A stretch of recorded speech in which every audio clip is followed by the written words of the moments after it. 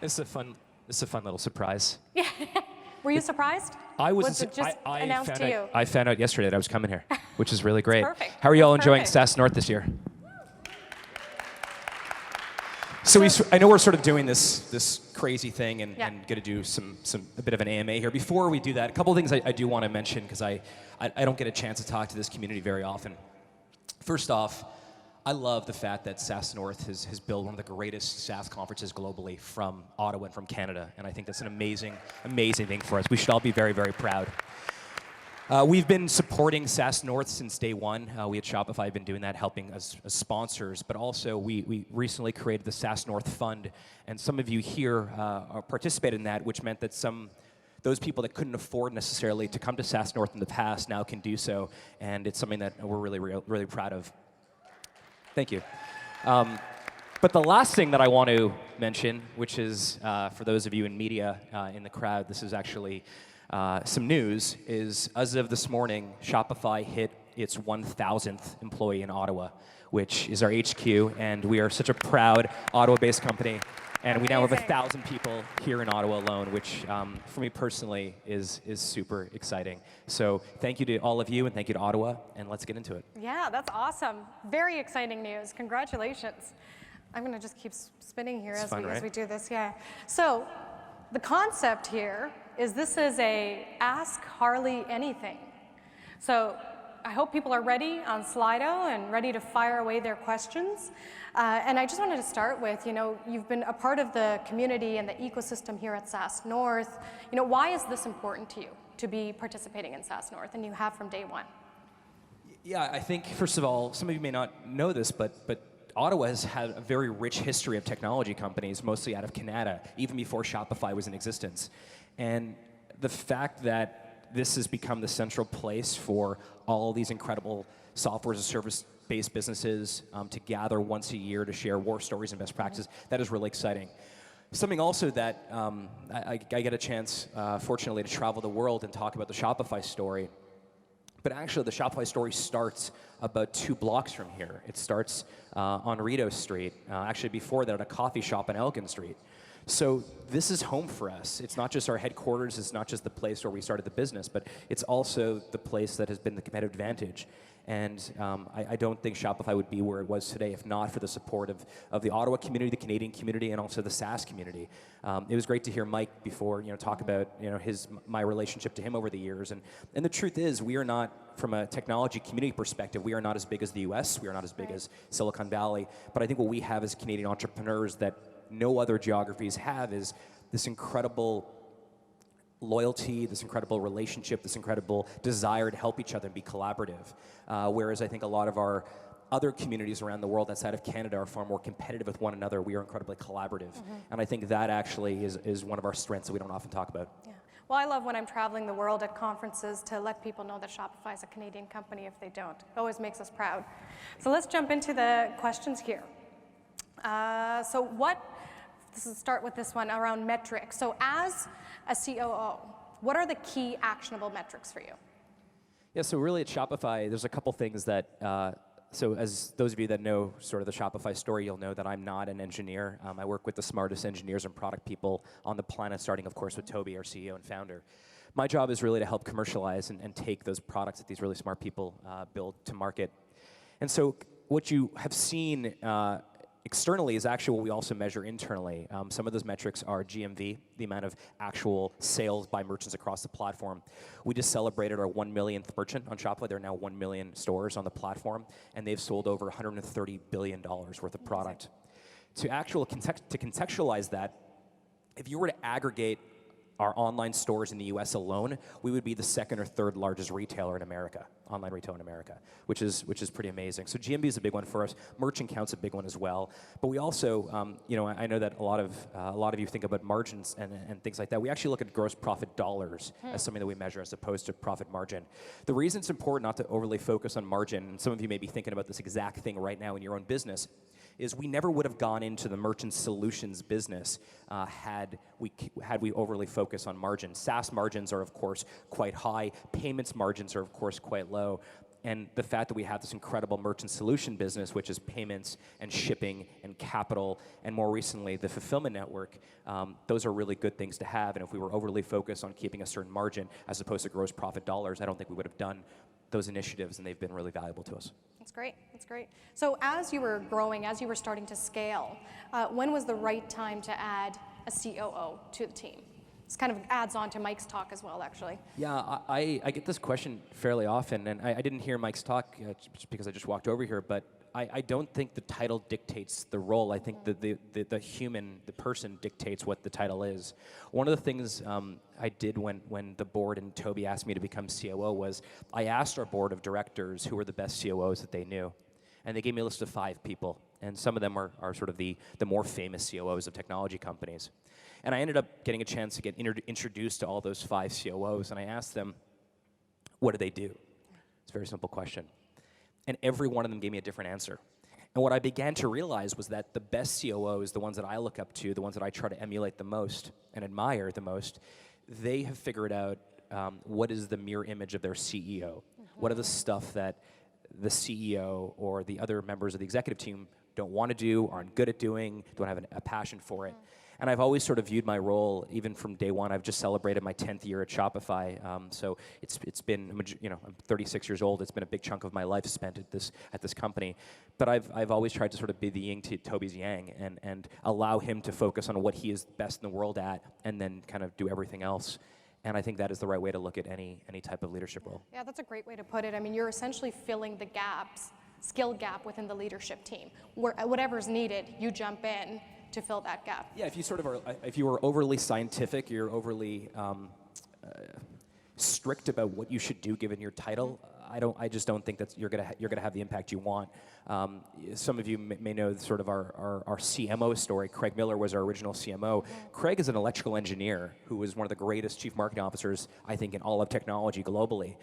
Had we tried to fit him into a particular bucket, it wouldn't have looked right, and rather we brought on the most impressive people we can find and then removed all red tape and all bureaucracy from them so they can do their best work and their life's work with us. Yeah, that's great. Now, for Shopify as a company, how big of a decision was it for you to stay in Canada? Was there pressure to move outside of Canada? What's your story of commitment to this country? It was never an option. If you go back before our Series A, there were a few venture capital firms who were willing to give us capital on the condition that we would move to Silicon Valley, not because they wanted us to be a Silicon Valley-based company, but mostly because they felt that their way to add as much value to us as possible would be through mentorship and advisory, and having being more close to them, having more proximity to them would make that easier. But the truth is, even at the early stages, before anyone knew who we were, we always sort of felt there was something special being based here in Canada. We felt the average tenure of our team was much higher. We felt the loyalty was much higher. We felt the quality of people we were bringing on was much higher.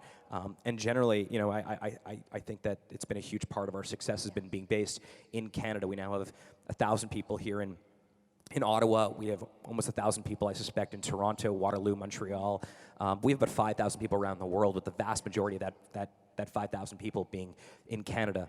And I think one of the things I hope that Shopify has played a role of being a role model on to some of you in this room is that it doesn't really matter where you're based if you sort of take advantage of what your geography has. And for us, it's talent, it's loyalty. It's also fucking cold here, so really easy to focus in the wintertime. And I think if you take advantage of that, it becomes a competitive advantage as opposed to lamenting the fact that there are no, we don't have Sand Hill Road in Ottawa. It doesn't really matter. Every great US VC or global venture capitalist who is looking for a great investment is frankly completely geographically agnostic to where the company is based. They're looking for great deals, and hopefully we've set a little bit of create a bit of a flywheel for interest in the Canadian tech landscape. Yeah, the ecosystem's evolved a lot when it comes to respecting different locations and geographies. I mean, when you're in the Valley now, all companies talk about is how much of a pain it is to retain employees and how much of a pain it is to hire. So for Shopify, being based in Canada, it's still a very competitive space. What do you do to attract the right talent for your company? Yeah. Well, certainly, the obvious answer to a question like that is always, well, culture, and I think culture is a grab bag for a lot of different things. But generally, we want people that, for a lot of us, Shopify is our first job. And what we think about is how do we ensure, what decisions, what do we have to do for people to feel like it could be the last job they ever have? And when you use that litmus and you use that lens of trying to get people to have a growth mindset, to develop at an incredible pace, to get 10 years worth of career development every single year at the company, that I think is far more important. I think people get confused that they see, we have, 12 or 15 chefs in our Ottawa office cooking delicious food. That's not the reason why people come to Shopify or stay there. We have a beautiful office space with beautiful light, comfortable chairs, and a wonderful environment. That's not the reason why people come and stay. People come and stay because of the other people that are there. And if everyone around you are the smartest, most ambitious, most talented people you've ever experienced, you're probably never going to leave. And so what we try to hire for, suss out in the interview process, is people that have a growth mindset. We don't expect you to have every answer when you walk in the door. What we expect is that when you don't know the answer, that you know how to find it. Right. And I think that's the reason why we've been able to cultivate such a great team of people doing their life's work together. That's really embedded into your interview recruitment process. Totally is. Yeah. One of the things we use for interviews is what we call a life story. The life story is basically asking a potential candidate, what is your life story? We don't necessarily care about each particular segment. What we try to figure out is what challenges have they experienced and how have they overcome it. And that's one of the reasons that we love founders. And we love personal entrepreneurs. Or professional. That's right, personal or professional. We love founders, we love entrepreneurs, because most founders, most entrepreneurs have had something happen to them throughout their life that has been really challenging. And if they've overcome that, that's a pretty good signal that they can be really successful at Shopify and stay with us for a very, very long time. Yeah. And that's been our That's great. key. That's a unique approach. I mean, I think companies are all over focus so much on the career history. There isn't enough of that personal insight in the interview process. I think a lot of people here would know people who work at Shopify. I do. I have a number of friends that do. Friends that said they would never work for a larger company again and have come into Shopify and absolutely love it. So you've done something right with the culture there. Let's pause on that for a second, because one of the things I think that certainly I worry about and I had anxiety about was sort of post-IPO. Right. Would we be a company that people classified or categorized as a large-scale business? Yeah. And would we not be able to attract the same type of people that want to work more at a smaller, intimate place? And that has not been the case. One of the keys to our success there is that every team that you're on at Shopify feels like a startup. We are highly aligned as a company, but incredibly loosely coupled.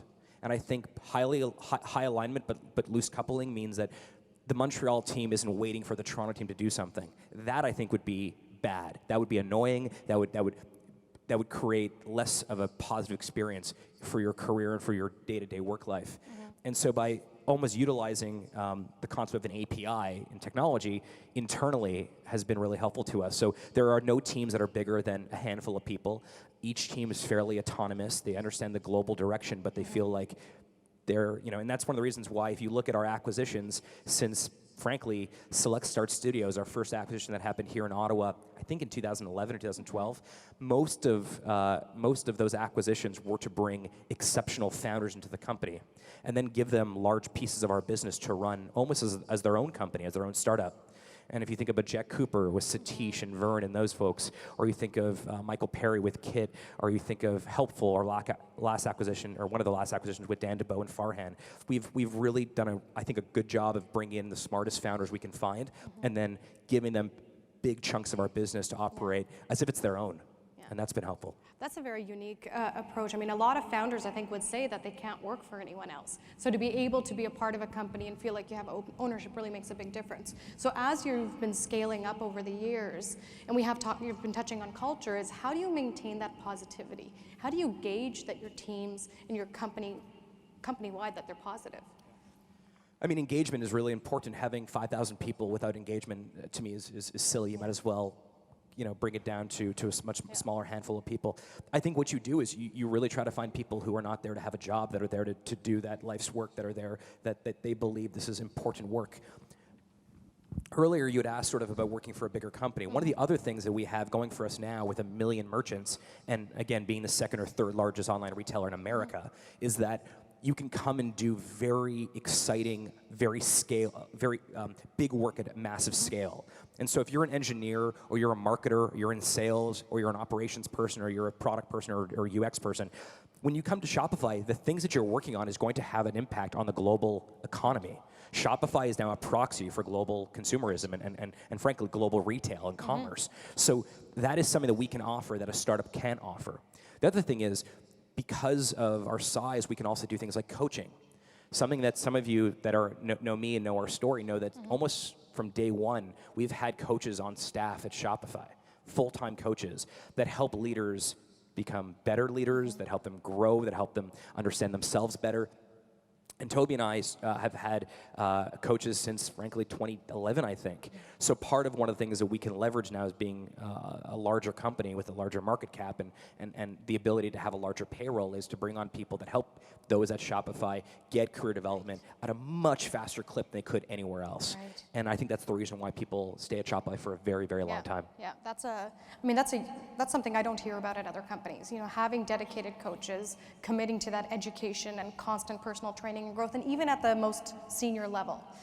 There are organizations where once people hit a certain level, they stop with the coaching and the learning, and you've kept it going. As you continue to keep it going, and Toby does as well. That's great. Now, when you are continuing to grow and you're bringing more companies in through acquisitions, how are you integrating them into Shopify? In some cases, they're fully integrated. In other cases, they're not at all. One of our, some of you may know this, but we made our largest acquisition about 8 weeks ago. It was a company out of Waltham, Massachusetts called Six River Systems. It was about a $450 million acquisition, which is our largest. And it's a robotics company that we think will help us with the Shopify Fulfillment Network and optimize basically 3PLs all over America, but then globally, and giving small businesses the same efficiency of fulfillment that the largest retailers on the planet traditionally only had and had exclusivity on. And in that case, that's a very separate company. They have an office, they have their own they have their own culture, they have their own everything.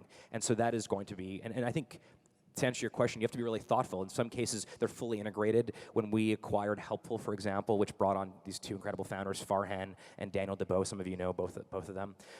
Daniel Debeau now runs Corp Dev for Shopify, and Farhan is heading up engineering in Toronto. So they're fully integrated into existing teams. In other cases, we've been very careful to say, no, we're not going to integrate them. We're to keep them separate. And I think a lot of the mistakes companies make when they're doing acquisitions is that they're kind of trying to be everything to everyone. They want to integrate them, but not too much. They want to keep them separate, but they also want to have them participate in town halls. By being a lot more thoughtful about where they're going to integrate and where they're not, I think that's really, really important. Wonderful. Now we're down to the last few seconds here, so I'd love to turn it over to you to lend your last tidbit of advice to future COOs. Yeah. Well, I'll sort of expand it. Although I'm the COO of Shopify, first and foremost, I'm a Canadian entrepreneur. I'm a very proud Canadian entrepreneur. I started my first company in Montreal when I was 13 years old. It was a shitty DJ company, made no money. When I was 17, I started a t-shirt business that made a little bit of money. And when I was 20, I started an online store as one of the first merchants on Shopify when I was in law school here at the University of Ottawa. And what I will say is, back to that first question around what we have going here for ourselves, I think it's important that those of us that are building companies here in Canada realize what we have here in Canada, what we don't have. And rather than complaining about the things that we don't have access to, whether it's capital or it's Stanford, we should sort of use and leverage the things we do have here. I would say that it is probably the greatest time in the history of the country to build a large-scale Canadian company. I think software as a service as a business model is an incredible business model. I mean, we have not seen a business model like this in business since probably the advent of subscription businesses like the magazines and newspapers.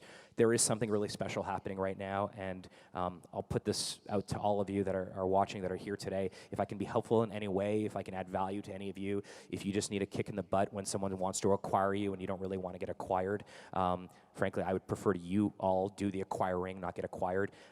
Hit me up. My email address is harley@shopify.com. It's probably the worst thing I could have done.